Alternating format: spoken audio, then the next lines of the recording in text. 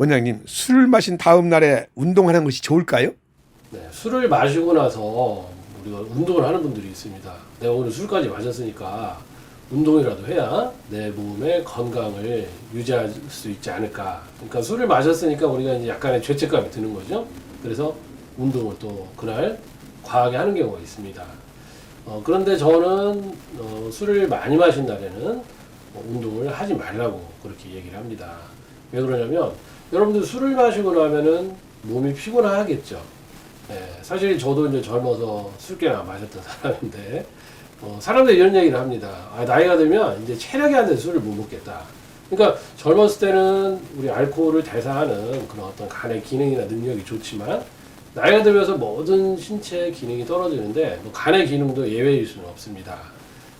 그래서 이 간이 굉장히 피로해지는데 거기다 운동까지 하면은 이 피로가 겹칠 수가 있는 것이죠. 그래서 알코올을 분해하는데 우리가 가수분해를 한다고 하죠. 가수분해 한다고 하는 것은 우리 몸에서 수분이 많이 소모가 된다는 거예요. 그런데 근육을 만들려면 사실 수분도 있어야 되고 영양분도 있어야 되죠. 네. 그리고 이 간이 계속 또 우리 몸에서 근육을 만들려면은 이 크레아틴 같은 그런 단백질도 필요하고 또 에너지를 쓰려면 자꾸 이 포도당을 또 분해를 해야 되고 그러니까 간이 굉장히 지치게 되는 것이죠.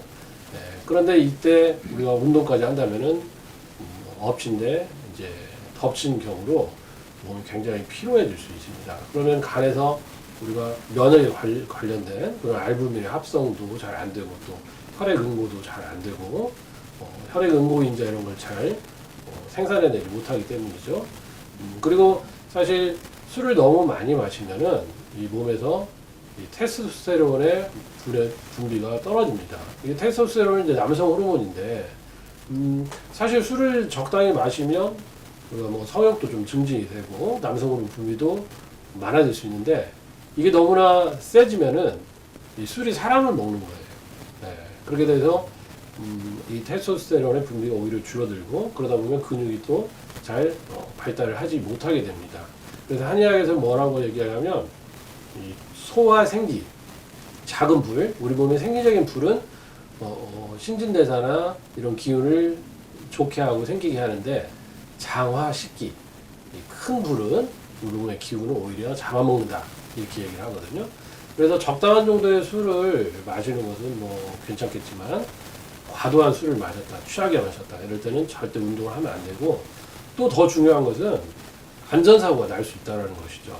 네, 술을 마시게 되면 아무래도 또 우리가 어떤 이 자극에 대해서 그때그때 반응이 떨어질 수 있기 때문에 술을 마신 날은 하루 푹 쉬시는 게 좋겠습니다. 우리가 안식일이 있듯이 술을 마신 날은 그냥 좀 운동하지 말고 푹 쉬는 날로 정하면 좋겠습니다.